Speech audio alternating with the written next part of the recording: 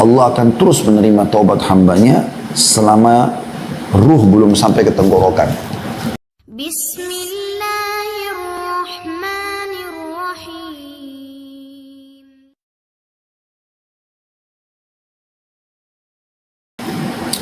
Mungkin teman-teman harus bisa memiliki pemahaman dulu di awal pembukaan materi kita, teman-teman sekalian.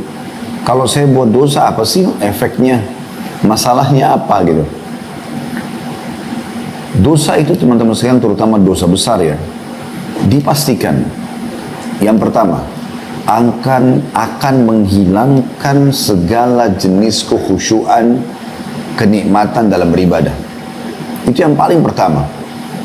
Yang pertama, Allah Azza wa Jal angkat dari seseorang yang berbuat kemaksiatan dan membuka tanpa taubat, maka akan diangkat kenikmatan itu. Kata Abdullah bin Umar radhiyallahu anhu, aku pernah melakukan sebuah dosa, kemudian dosa itu sudah cukup mengharamkan aku untuk sholat berjamaah di masjid selama sebulan. Subuh, kehilangan sholat subuh berjamaah, tidak bisa bangun. Mungkin biasa dia sholat tahajud, hilang tahajudnya. Mungkin dia biasa baca Quran, jadi malas. Zikir, jadi malas. Hilang itu. Berarti pemahaman dari poin pertama ini teman-teman sekalian, artinya kalau Anda tidak melakukan dosa-dosa besar itu, dipastikan Anda akan sangat merasa nikmat dengan sholat Anda, dengan baca Quran, dengan berzikir, dengan bersedekah. Anda benar-benar menikmatinya. Bahkan rasanya tidak ingin berhenti pada saat berdoa. Masih banyak hajat yang mau disampaikan. Ada sebagian orang saya temukan di masjid, antara azan iqamah, begitu selesai sholat sunnah qobliyah, dia betul-betul angkat tangan, dia berdoa sama Allah, tidak mau berbicara sama orang sebelah, tidak sibuk dengan handphone, dia terus berdoa sampai sudah iqamah pun rasanya dia masih belum mau turunkan tangannya, karena dia begitu menikmatinya. Di sholat malam bukan hanya sekedar membaca surah-surah pendek di juz 30, tapi mereka sibuk mencari surah atau menyusun dari awal surah dari Al-Baqarah. Misalnya semalam membaca ya 10 ayat, 50 ayat, 100 ayat. Bahkan pada puncaknya ada di antara mereka seperti Uthman bin Affan radhiyallahu anhu, dalam dinukil tentang beliau mengkhatam 30 juz dalam semalam.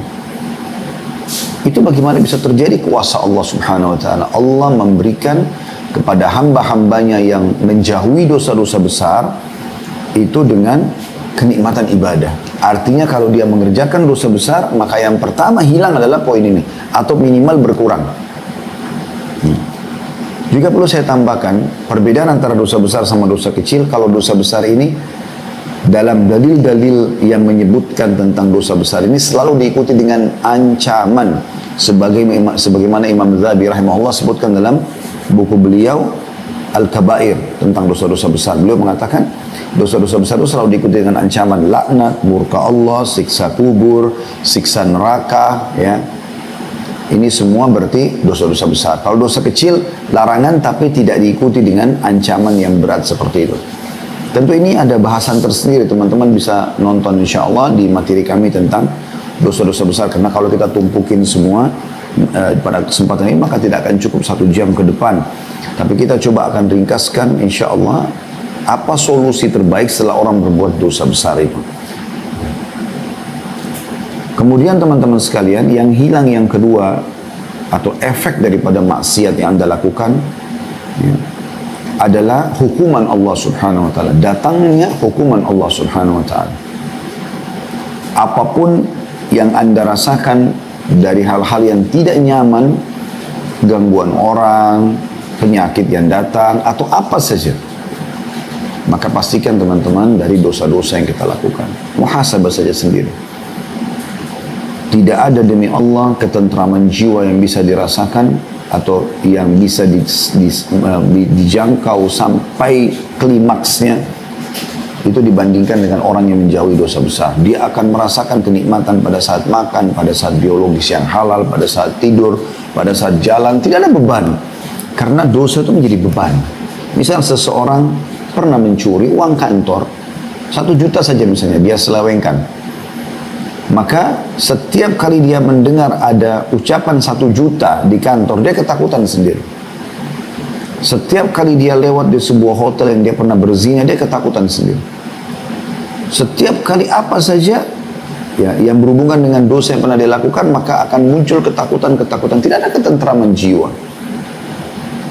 Tapi orang yang tidak melakukan dosa, dia tidak ada beban. Hidupnya akan tentram. Dan ini untuk mendapatkan ketentraman jiwa, teman-teman, harganya mahal sekali. Waktu Ibnu Taimiyah rahimahullah di penjara, maka beliau tersenyum, beliau ibadah, seakan-akan bukan di penjara. Beliau sangat menikmatinya. Lalu beliau mengatakan, andai saja orang-orang zalim ini yang telah memenjarakan beliau mengetahui bagaimana ketentraman hati kami dengan keimanan ini, maka mereka akan cemburu dan mereka akan membelah dada-dada kami untuk mencurinya. Mungkin orang-orang zalim itu dulu di atas meja makan yang besar, mereka menikmati terbukanya aurat, perzinahan, minuman keras, segala macam. Tapi teman-teman, tidak ada ketentraman jiwa. Dia hanya menikmati sesaat, setelahnya akan datang permasalahan-permasalahan. Sumpah, sedih, mimpi buruk, gangguan-gangguan orang. Tidak ada, teman-teman, orang yang sibuk dengan diskotiknya, dengan khamernya, dengan perzinahan, kemudian dia tidak mengalami masa-masa ini. Kalau Anda pernah lalui ini, Anda pasti akan merasakan. Dan tidak ada orang, subhanallah, kalaupun Anda pernah alami ini, Anda akan merasakan apa yang saya katakan. Pada saat Anda taubat nasuha, kemudian Anda mengikuti proses itu, sudah 1 bulan, 2 bulan, 1 tahun, Anda tetap coba istiqamah, Anda akan rasakan kenikmatan jiwa yang luar biasa. Luar biasa kenikmatan jiwa yang Anda rasakan, yang tidak bisa dinilai. Tidak ada dokter manusia yang mampu memberikan itu. Maka dosa ini bisa mendatangkan hukuman. Ada orang yang hukumannya langsung spontan, tabrakan, dan segala macam jenis-jenis yang lainnya. Efek yang ketiga, teman-teman sekalian, adalah buruknya hubungan dengan makhluk. Karena dengan berbuat dosa, maka akan terjadi hal-hal yang tidak diinginkan. Apalagi kalau dosa itu berhubungan dengan makhluk. Anda mencuri, menggibah, memfitnah, mencaci, memukul, apalah, memanipulasi data, menipu, berkhianat, maka akan merusak hubungan Anda dengan manusia yang lainnya. Sementara Anda kalau tidak melakukan itu, tidak akan merusak hubungan Anda. Anda baik-baik saja. Ya. Saya pernah berbicara dengan beberapa ikhwah. Kebetulan kami bicara tentang masalah taubat pada saat itu. Maka saya pun sampaikan di pengajian sebagaimana saya jelaskan kepada teman-teman pada saat ini. Saya bilang, kalau Anda mau mengetahui, kalau antum ingin mengetahui ya, bagaimana sebenarnya saya sekarang ini benar atau salah. Salah satu contoh sederhananya, bayangkan sekarang kalau Anda meninggal dunia.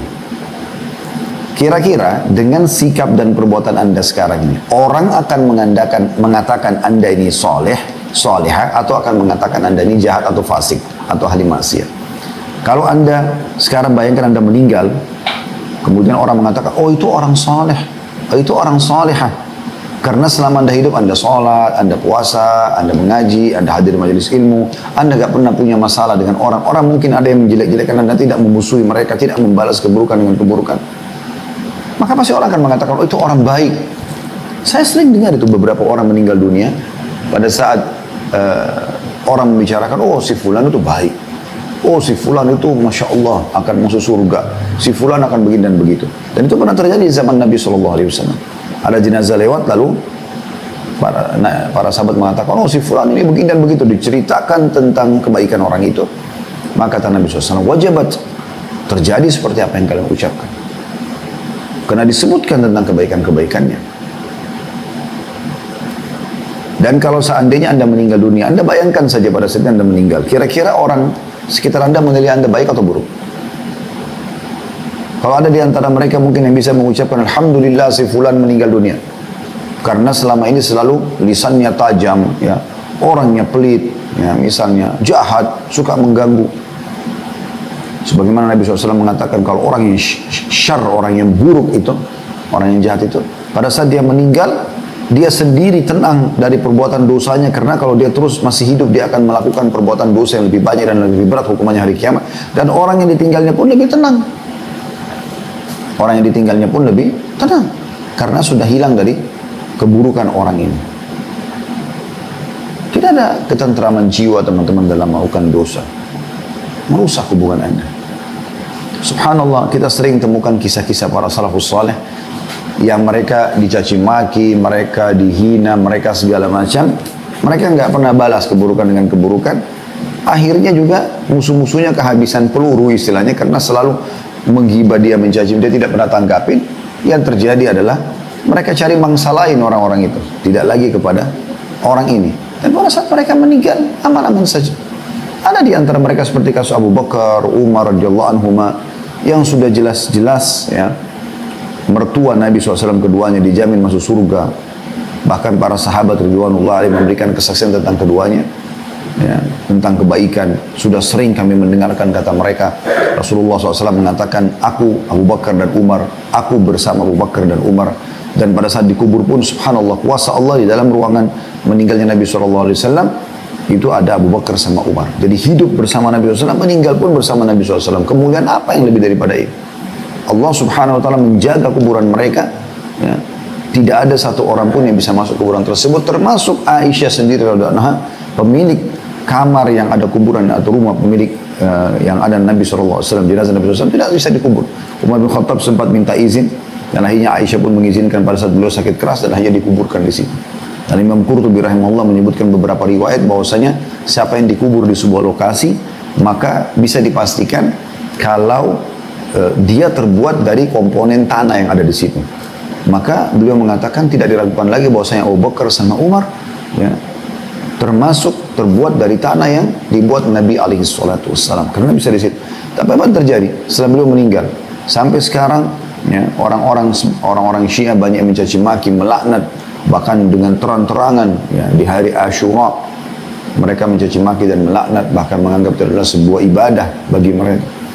Pernah di zaman setelah meninggalnya Abu Bakar sama Umar, termasuk meninggalnya Uthman bin Affan, lalu ada sebagian orang yang datang kepada Ummul Mukminin Aisyah radhiyallahu anha dan berkata, kenapa masih ada orang yang berbicara tentang Abu Bakar sama Umar padahal mereka sudah meninggal? Maka kata Aisyah radhiyallahu anha, saya tidak tahu kecuali memang Allah ingin menambahkan pahala buat keduanya. Mereka tidak pernah mengenal orang-orang ini, tidak pernah membalas keburukan mereka, apalagi sudah meninggal dunia. Tapi Allah berikan tambahan-tambahan pahala justru dengan masalah seperti ini. Dan subhanallah, dengan taubat nasuha ini teman-teman sekalian, kita akan banyak terbuka program-program baru dalam ibadah yang mungkin kita tidak pernah terfikir sebelumnya. Coba Anda praktikin. Anda taubat nasuha, kemudian Anda jalankan, coba istiqamah. Misal Anda mulai sholat malam, Anda mulai sholat duha, mungkin malam ini cuma 2 rakaat, Anda cuma baca inna atayna wal asr. Anda coba istiqamah sampai seminggu, sebulan anggaplah. Anda akan mulai nanti ada program, ada keinginan untuk membaca surah yang lebih panjang. Ada yang misalnya membaca satu malam yang tadinya cuma membaca beberapa atau surah-surah pendek dengan cuma 2 rakaat, Anda sekarang sudah mulai pindah ke 4 rakaat, 8 rakaat, atau Anda mungkin sudah sempurnakan 11 rakaat, Anda sudah mulai baca per rakaatnya 5 ayat, nanti akan tiba-tiba bertambah jadi 10, jadi 100 ayat, dan seterusnya. Ya, saya tahu ada orang-orang yang Masya Allah, sholat malamnya bertahap seperti itu, kemudian sekarang sudah bisa membaca setiap malamnya 1000 ayat. Dan 1000 ayat itu berarti dalam kurang lebih 7 hari, sudah bisa mengkhatam 30 juz Al-Quran. Bahkan kurang dari itu. Ya. Kalau 1000 ayat itu dibaca pada saat sholat malam, karena mengejar keutamaan hadis Nabi SAW sampai membaca 1000 ayat, dia telah mendapatkan derajat yang tinggi, keutamaan-keutamaan yang banyak. Ya. Itu juga dengan orang yang membaca 100 ayat. Jadi Nabi SAW sebutkan jumlah-jumlahnya, tapi 1000 ayat yang tertinggi. Maka kalau dibaca 1000 ayat itu, sebagian mereka membaca di sholat malam. Dan saya tahu orang ini. Ya. Luar biasa. 1000 itu berarti ayat ada 6000, dalam Al-Quran ada 6000 sekian ayat, berarti kalau 1000 ayat per hari, 6 hari sudah 6000, sisanya beberapa ayat itu diselesaikan di hari ke-7, setiap 6 atau 7 hari khatam Al-Quran, terus begitu. Dan itu teman-teman tidak bisa orang yang belum bersih hatinya, belum taubat nasuha, kemudian tiba-tiba bisa melakukan ibadah-ibadah yang tingkat levelnya seperti itu. Kita dengarkan bagaimana pendapat para ulama tentang masalah wajibnya taubat ini. Ibnu Qudamah al-Maqdisi rahimahullah yang meninggal tahun 689, beliau berkata, para ulama telah berijma, sepakat tentang wajibnya taubat, nggak boleh ditunda.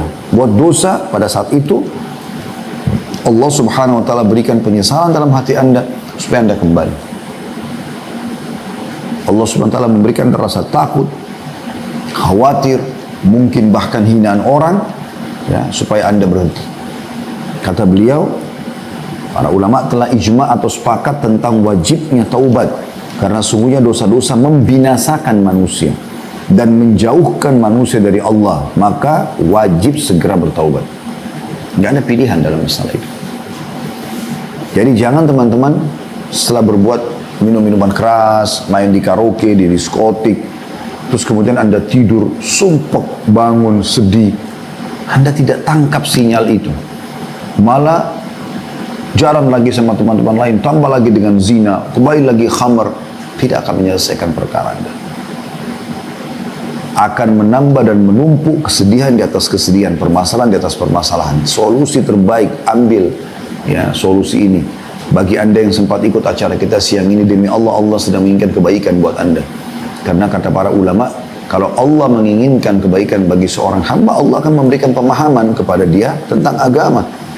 Juga sebagian ulama, itu ada dalam hadis ya, sebagian ulama menanggapi hadis tersebut mengatakan berarti siapapun yang ingin atau yang sempat beristighfar berarti Allah ingin mengampuni dosanya. Siapapun yang Allah sampaikan kepadanya ilmu agama sehingga dia bisa mempraktikkan dalam hidupnya, baik bertobat dari dosa atau mengerjakan sebuah amal saleh, berarti Allah inginkan kebaikan untuknya. Ini sebuah hal yang luar biasa sebenarnya. Kemudian juga dikatakan oleh Ibnu Qayyim rahimahullah tentang masalah ini, sesungguhnya segera bertaubat kepada Allah dari perbuatan dosa hukumnya adalah wajib dilakukan dengan segera dan tidak boleh ditunda. Gak ada alasan untuk menundanya. Mungkin anda setelah taubat itu anda mati, Allahu a'lam. Ya. Begitu juga Imam Nawawi rahimahullah berkata, para ulama telah sepakat bahwa bertaubat dari seluruh perbuatan maksiat adalah wajib, bukan pilihan. Wajib dilakukan dengan segera dan tidak boleh ditunda. Apakah itu dosa kecil ataupun dosa besar. Siapa di antara kita teman-teman yang luput dari dosa? Nabi Adam alaihissalam, ayah kita, manusia yang pertama diciptakan. Allah SWT menyebutkan dalam Al-Quran tentang pelanggaran yang dilakukan, tapi dia bertaubat. Begitu juga disebutkan tentang bagaimana Nabi Yunus alaihissalam, walaupun kita tidak boleh mengatakan kita lebih baik daripada Nabi Yunus. Bahkan hampir semua nabi-nabi di hari kiamat nanti tentang yang diambil dari hadis syafaat Nabi SAW atau syafaat kubra ya, bagaimana Nabi SAW memberikan pertolongan kepada manusia pada saat itu dengan sujud di depan singgasana atau di bawah singgasana Allah Subhanahu Wa Taala, sampai Allah mengizinkan Nabi SAW memberikan syafaat atau pertolongan. Semua nabi-nabi umumnya menolak dan menyebutkan masing-masing kesalahan mereka, walaupun mereka sudah taubat dan Allah Subhanahu Wa Taala menyelamatkan mereka, sebagaimana saya katakan tadi, maksum ya. Tapi para nabi pun melakukan kesalahan, kita pun melakukan kesalahan, tapi yang benar adalah jangan sampai kesalahan tersebut membuat kita justru makin jadi dan tidak mau kembali kepada Allah Subhanahu Wa Taala. Atau kita kembali mengulang-ulangi, nanti kan kita sebutkan beberapa tingkatan orang yang berbuat dosa, orang yang bertaubat ya. Para sahabat mengatakan di dalam riwayat-riwayat yang sahih ya, seperti Ibnu Umar berkata, kunna la na'uddu li Rasulillah sallallahu alaihi wasallam, kami menghitung dari sikap Nabi sallallahu alaihi wasallam fil majlisil wahid, dalam satu majlis, sekali duduk sama Nabi SAW, mi'ata marrah, beliau 100 kali mengucapkan. Apa yang diucapkan Nabi SAW 100 kali? Rabbi gfirli wa tub alayya innaka anta tawwabur rahim. Wahai Tuhanku, ampunilah aku, terimalah taubatku, sesungguhnya engkau maha menerima taubat dan maha pengasih. Nabi Muhammad SAW dalam satu majlisnya 100 kali ucapin itu, sambil ngobrol sambil dengan Rabbi gfirli wa tub alayya innaka antat tawwabur rahim. Beliau ngobrol lagi, beliau ucapin lagi, sampai Ibnu Umar menghitung kalau beliau mengucapkan dalam satu majlis itu sampai 100 kali. Artinya Nabi SAW beristighfar dalam sehari bisa lebih dari 100 kali. Dan bisa saja makna daripada sabda Nabi SAW tadi yang pertama kita ucapkan atau sampaikan, yang aku beristighfar dan bertobat kepada Allah sehari 100 kali, bisa saja itu ada dalam satu majlis yang dimaksudkan. Karena Abdullah bin Umar ini terkenal dengan sahibut ta'assi, orang yang sangat ngotot ya, dan ketat sekali dalam mencontohi Nabi SAW. Apa yang Nabi SAW melakukan, beliau ingin orang yang pertama melakukannya. Rasulullah SAW bersabda, teman-teman, memotivasi kita untuk taubat. Ya. Dalam banyak sabda beliau. Di antaranya, kata beliau, Inna Allah yabsutu yadahu bil-layli liyatuba musi'un nahar. Sesungguhnya Allah subhanahu wa ta'ala, maha suci dan maha tinggi, membuka tangannya di malam hari untuk menerima taubat orang yang berbuat dosa di siang hari. Wa yabsutu yadahu bin-nahari liyatuba musi'ul layl. Lalu dia melapangkan, membuka kedua telapak tangannya di siang hari untuk menerima taubat orang yang melakukan kesalahan di malam hari. Hatta tatlu'u asy-syamsu min maghribiha, sampai matahari terbit dari barat. Nah, kalau sekarang terbit dari timur, maka tanda-tanda hari kiamat adalah dari barat, dan cukup banyak yang berhubungan dengan masalah ini tentunya. Nabi SAW juga bersabda dalam hadis yang lain, dan hadis ini hadis sahih semuanya, Inna Allah yakbalu taubatal abdi malam yughargir. Allah akan terus menerima taubat hambanya selama ruh belum sampai ke tenggorokan. Sampai detik-detik terakhir sebelum dia meninggal, ya, maka akan diterima taubatnya. Dan terlalu banyak kisah yang berhubungan dengan masalah ini, teman-teman sekalian, ya. Dan alangkah baiknya kalau teman-teman mau taubat, teman-teman ikuti dengan sholat 2 rakaat yang biasa dikenal dengan sholat sunnah taubat. Karena beranjak daripada hadis Nabi SAW, Anda berudu, lalu Anda betul-betul tenangkan hati, Anda sholat 2 rakaat niat karena ingin meminta maaf kepada Allah, ya. Jadi istighfar itu permohonan maaf kepada Allah, seperti Anda kalau buat salah di kantor atau pada seseorang Anda mengatakan maafkan saya. Taubat itu ikrarnya, menyatakan tidak akan mengulanginya. Dan itu seperti kita tulis sebuah pernyataan, saya tidak akan mengulangi kesalahan ini. Kata Nabi SAW, Ma min rajulin yadhnubu dhanban atau yudhnibu dhanban. Tidak ada seseorang pun yang melakukan perbuatan dosa, thumma yakumu fayatatahhar thumma yusalli.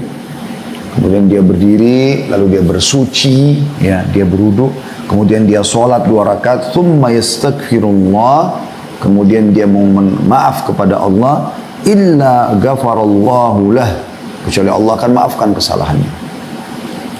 Thumma qara'a hadhil ayah, kemudian beliau pun membacakan firman Allah Subhanahu wa taala, A'udzu billahi minasyaitonir rajim, walladzina idza fa'alu fahishatan aw zalamu anfusahum dzakarullaha fastaghfiru lidzunubihim.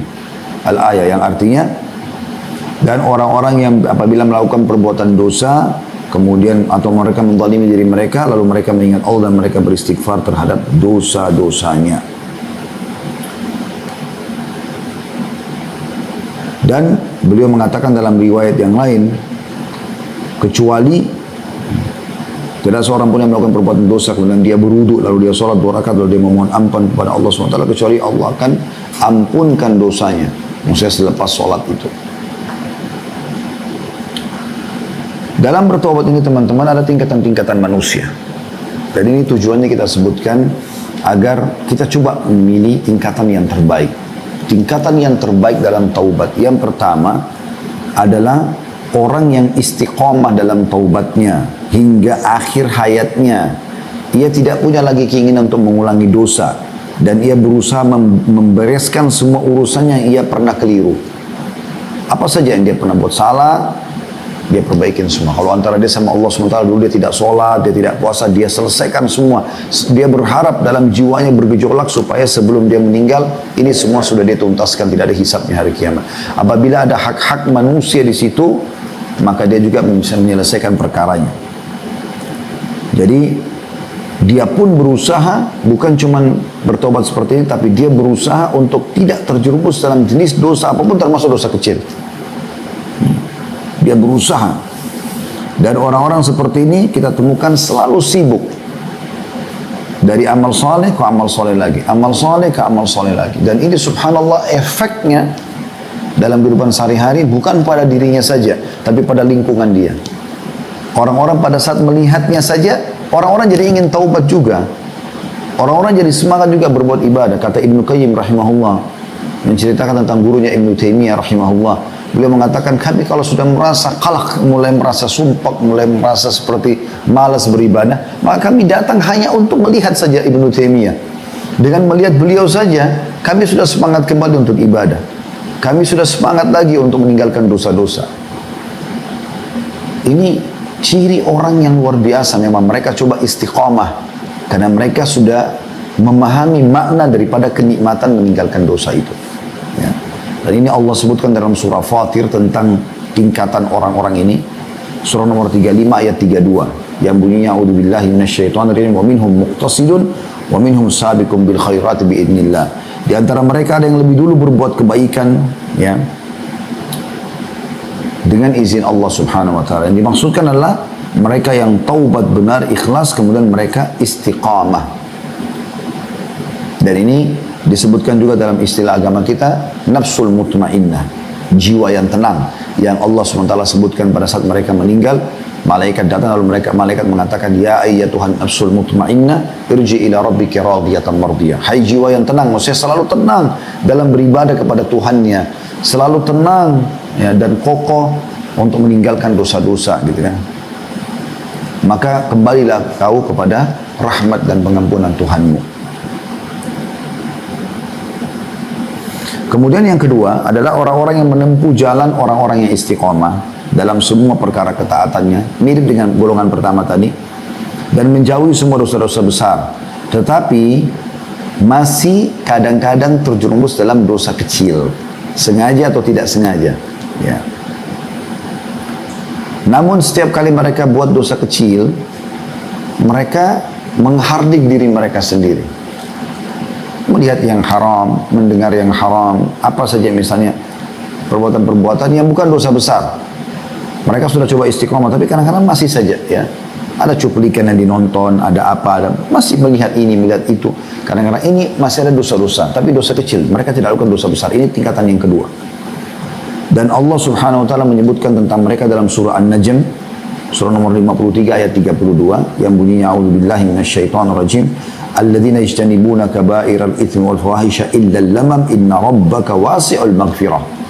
Yang artinya orang-orang yang menjauhi dosa-dosa besar dan perbuatan keji yang selain dari kesalahan-kesalahan kecil, ya, atau orang-orang yang menjauhi dosa-dosa dan perbuatan keji kecuali perbuatan dosa kecil. Artinya dosa-dosa besar mereka jauhi, tapi dosa kecil mereka kadang-kadang masih terjerumus, ya. Sesungguhnya Rabbmu maha luas ampunannya.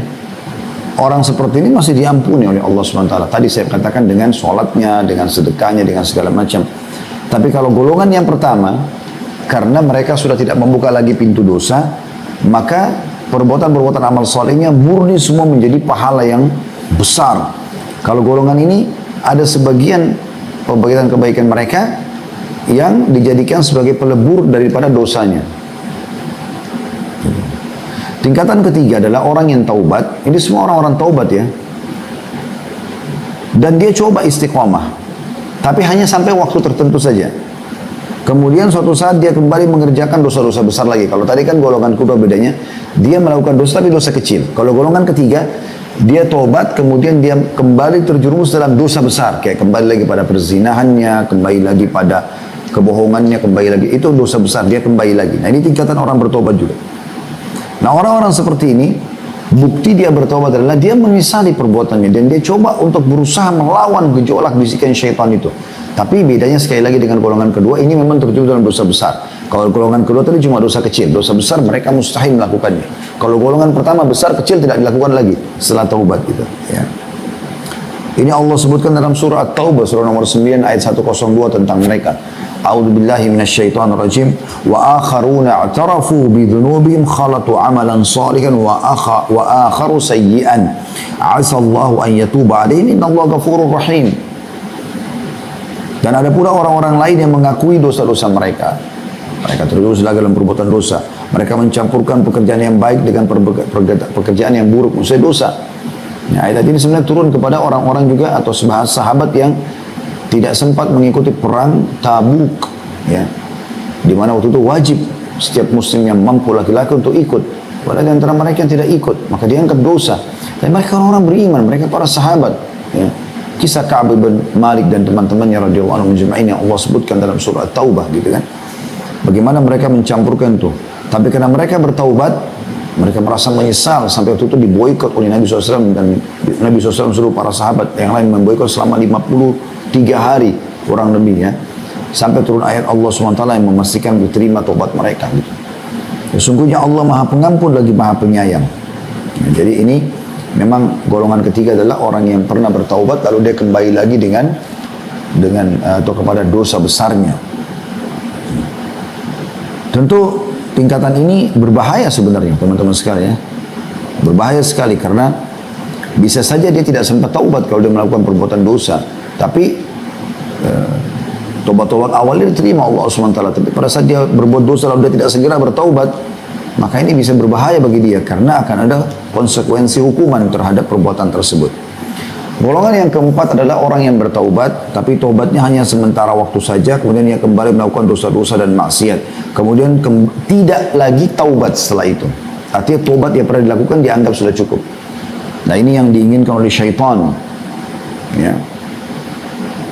Yang biasa juga orang bahasakan dengan futur yang terus menerus. Ya, kalau orang yang pernah berbuat amal saleh, pernah istiqamah, kemudian terjerumus dalam perbuatan dosa, dia turun imannya, namanya futur. Nah ada orang yang masuk golongan ketiga tadi, atau golongan kita mulai dari golongan kedua, mereka buat dosa kecil lalu mereka kembali segera taubat dan segalanya. Ada golongan ketiga melakukan dosa besar lalu dia taubat juga. Nah golongan yang keempat ini dia pernah taubat dulu, kemudian dia sudah rasakan kenikmatan majelis ilmu, kenikmatan keimanan, kemudian dia setelah itu terjerumus dalam dosa, tapi dosa besar, mirip dengan ketiga, cuma bedanya dia nggak kembali lagi taubat, dia cukupkan dengan taubat yang pertama. Maka dia terus terpuruk orang seperti ini. Dan orang seperti ini berbahaya sekali. Saya sering kasih gambaran seperti orang yang terguling, ya, terbanting jatuh dari sebuah bukit yang tinggi, kemudian dia jatuh ke bawah. Nah orang yang pintar adalah, kalau tadi golongan pertama sama golongan yang kedua, golongan kedua sama golongan ketiga, mereka itu coba pada saat mulai jatuh mereka langsung bertahan, memegang pinggir-pinggir tebing tersebut, lalu kemudian berusaha naik kembali. Tapi golongan keempat ini tidak, dia jatuh, dia biarin dirinya jatuh gelunding sampai ke bawah sekali, bahkan bisa saja mereka meninggal dalam keadaan maksiat itu. Wa na'udzubillah. Ada orang yang sampai pada tingkat sudah sampai pada tingkat dia meninggal dalam keadaan kufur. Ada yang meninggal dalam keadaan su'ul khatimah dengan minum khamar dan segala macam. Dinukil sebuah kisah, ada seseorang muadzin di negeri Syam. Dia setiap kali azan panggil orang sholat, pahalanya besar, gitu kan. Kemudian satu waktu ada satu tetangga masjid, orang baru pindah Nasrani dan memiliki seorang anak gadis yang sangat cantik. Anak perempuan tersebut kena rumah baru, dia coba keluar ke teras, dia ingin lihat situasi di situ. Ternyata dilihat karena orang Nasraninya, dia tidak pakai hijab segala macam, dan terlihat orang ini cantik. Maka si muadzin tertarik. Pada saat dia tatapkan matanya ke wanita tersebut, wanita juga menatap sambil senyum, dia pikir dia dikasih sinyal, dia berhenti, nggak jadi azan, dia turun ke rumah tetangga tersebut. Kemudian berbicara kalau dia menyukai wanita itu. Dan dia ingin menikahinya. Maka wanita itu mengatakan, saya Nasrani. Nggak mungkin saya menikah sama kamu, kamu Muslim. Kecuali kau pindah agama, maka dia pun memilih untuk pindah agama. Dan itu para ulama menulis kisah ini tentang su'ul khatimah. Bagaimana orang yang terjerumus dalam satu perbuatan dosa yang akhirnya membuat dia tidak sempat taubat. Maka dia tinggalkan pekerjaan azan di hari yang sama, diterima lamarannya karena dia murtad dari agama Islam. Dan pada waktu itu kuasa Allah SWT, Allah buat atap kamar perempuan itu sebelum dia menikmati tubuhnya pun. Ya. Itu ada yang celah terbuka dan dikhawatirkan hujan masuk, maka dia pun menyatakan pada istri dia siap untuk naik memperbaiki. Begitu dia naik, tergelincir, jatuh, terbentur kepala, lalu dia meninggal dalam keadaan kufur. Wa na'udzubillah. Ya. Ada orang juga begitu, pernah istiqomah, pernah rasakan kenikmatan iman, pernah tahu nikmatnya majelis ilmu, berzikir, sholat malam, tapi karena dia terus membiarkan dirinya tergelinding jatuh, ya, di tebing-tebing dosa ini, dan tidak berusaha untuk memberhentikan dirinya, tidak segera ya bertaubat kepada Allah SWT, maka mereka pun meninggal dalam keadaan berzina, minum khamar, riba, dan segala macam hal. Padahal dulunya dikenal orang ini baik. Allah musta'an. Dan ini bahaya sekali. Ya. Saya pernah melihat teman-teman sekalian, di depan mata saya ada sebagian orang begitu. Saya kenal mereka. Di masa-masa awal kami muda bersama-sama, maksudnya di umur-umur belasan tahun, puluhan tahun, di awal-awal balik, dari awal balik sampai umur 20 tahun, ya dari 14, 15 tahun sampai 20 tahun, 25 tahun. Saya tahu bagaimana orang-orang ini luar biasa gitu, ya. Mereka dalam bermuamalah, mereka dalam menuntut ilmu, tapi subhanallah tidak istiqamah dalam masalah ini. Sehingga akhirnya terjerumus dalam satu perbuatan dosa dan terus terjerumus membiarkan diri dalam keadaan tersebut. Yang luar biasa, dia lebih memilih bisikan syaitan daripada penyampaian nasihat dari para da'i atau para teman-temannya yang bisa memberikan masukan dalam masalah ini.